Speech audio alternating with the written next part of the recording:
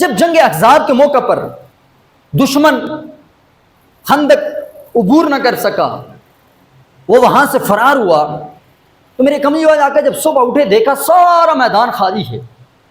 تو مصطفیٰ کریم علیہ الصلوۃ والسلام نے اس وقت امام بخاری نے اس روایت کو نقل فرمایا، ایک جملہ بولا تھا کہ جب دشمن پر نہ کچھ سٹرائک کی جاتی ہے، جب دشمن پر کوئی قہری ضرب لگائی جاتی ہے، جب دشمن پر مسلمانوں کی ہیبت طاری کی جاتی ہے، جب دشمن کو ذلیل و رسوا کیا جاتا ہے، اس کا اثر کیا نکلتا ہے، وہ آپ کو یہاں میرے کملی والے آقا کے فرمان سے نظر آئے گا۔ اس موقع پر جنگ احزاب کے موقع پر جب دشمن بھاگا نا، ایک اہل ایمان کے حوصلے مضبوط ہوئے، اور دوسرا کفار مکہ پر جو رعب مسلمانوں کا طاری ہوا، میرے کملی والے آقا نے قال نبی صلی اللہ علیہ وسلم یوم الاحزاب الان نغزوہم ولا یغزوننا، میرے کملی والے آقا دفاعی جنگیں لڑتے تھے، دشمن مصطفیٰ کریم علیہ الصلوۃ والسلام اہل ایمان پر، مسلمانوں پر، مدینہ پر حملہ کرتا تھا، میرے آقا دفاع کرتے تھے۔ احزاب کے بعد میرے کملی والے آقا نے فرمایا آج کے بعد کسی کافر کو مسلمانوں پر حملہ کرنے کی ہمت نہیں ہوگی، اب دشمن جہاں سے سر اٹھائے گا، آج کے بعد مسلمان دشمنوں کو وہیں سے دبوچیں گے جہاں سے سر اٹھانے کی کوشش کرے گا۔ آپ ساری جنگیں پڑھیں، احزاب کے بعد میرے آقا نے حنین پر دشمن کو وہیں پر دبوچا تھا، طائف کا محاصرہ میرے آقا نے وہاں پر جا کر کیا تھا، میرے کملی والے آقا نے غزوہ تبوک لڑا تھا،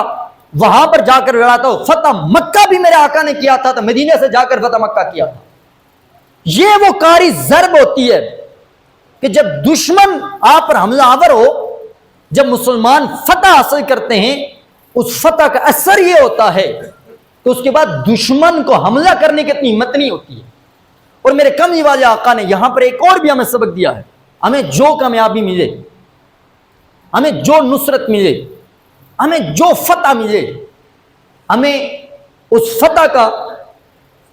اظہار بھی کرنا چاہیے، خوشی بھی منانی چاہیے، تشکر بھی کرنا چاہیے، لیکن سب سے بڑھ کر ہمیں اپنے رب کا شکر ادا کرنا چاہیے، چونکہ ہمارا کوئی طاقت اور بس نہیں ہے، ہم نے جو کچھ بھی کیا ہے، ہماری افواج نے جو کچھ کیا ہے، آج تک مسلمان جو جو فتوحات حاصل کرتے رہے ہیں، ان فتوحات کا حاصل یہی رہا ہے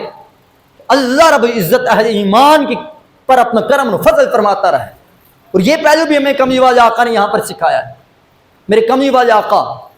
غزوہ احزاب کے بعد، غزوہ خندق کے بعد اکثر بطور تشکر میرے آقا فرمایا کرتے تھے لا الہ الا اللہ وحدہ، وہی الہ ہے، اس کے سوا کوئی عبادت کے لائق نہیں، اعز جندہ ونصر عبدہ،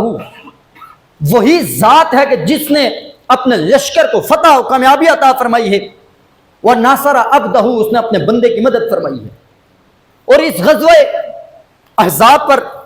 یہ جو دفاعی حکمت عملی خندق کھودی گئی، اس پر صحابہ کرام رضوان اللہ تعالی مجمعین نے کس تکالیف سے بھوک کی کیا کیفیت تھی، پتھر باندھ کر خندق کھودی تھی۔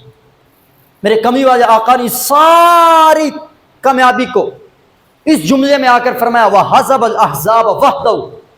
میرے کملی والے آقا نے فرمایا احزاب میں جو بھی دشمن کو شکست ہوئی، دشمن فرار ہوا، میرے آقا نے فرمایا ایک میرے رب نے اکیلے دشمن کو شکست فاش عطا فرمائی ہے، اکیلے میرے رب نے دشمن کو وہاں سے فرار کروایا ہے، مسلمانوں کو فتح و نصرت و کامیابی عطا فرمائی۔ تو ہمیں اس موقع پر یہ پہلو بھی ضرور یاد رکھنا چاہیے، جب اللہ رب العزت کی طرف سے کوئی انعام اور اکرام ملے، ہمیں سب سے پہلے اپنے رب کا شکر ادا کرنا چاہیے، اپنے رب کی بارگاہ میں سر بسجود ہونا چاہیے، ہمیں اپنے رب پر مزید نصرت مدد کے حصول کے لیے دعائیں مانگنی چاہیے، اور اس سارے سہرے کو پہلے نمبر حقیقی اپنے خالق اور مالک کے سپرد کرنا چاہیے، کہ جس خالق و مالک کی توفیق اور طاقت سے اللہ رب العزت نے ہمیں مسلمانوں کو فتح عطا فرمائی۔ اسی پر میں ایک اور غزوہ تبوک کی فتح، اس فتح کے بعد چونکہ کافی عرصہ میرے کملی والے آقا مدینہ سے دور رہے تھے، اور بڑی کھٹن جنگ تھی، مشکل جنگ تھی، یہ 3 ماہ کے بعد تقریباً میرے آقا جب کامیابی حاصل کرنے کے بعد مدینہ کی طرف لوٹے، حضرت صاحب سے مروی ہے، وہ فرماتے ہیں کہ میرے کملی والے آقا مقام سنیت الوداع تک پہنچے تھے۔ اہل مدینہ کو خبر ہوئی کہ مصطفیٰ کریم علیہ السلام غزوہ تبوک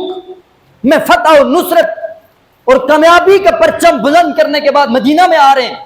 اہل مدینہ حضور علیہ السلام کے استقبال کے لیے سنیت الوداع تک جا پہنچے تھے۔ وہ جو ہم اشعار سنتے ہیں طلع البدر علینا، یہ جو اشعار من سنیت الوداع یہ بچیوں نے پڑھے تھے، یہ ایسے غزوہ تبوک کا موقع تھا۔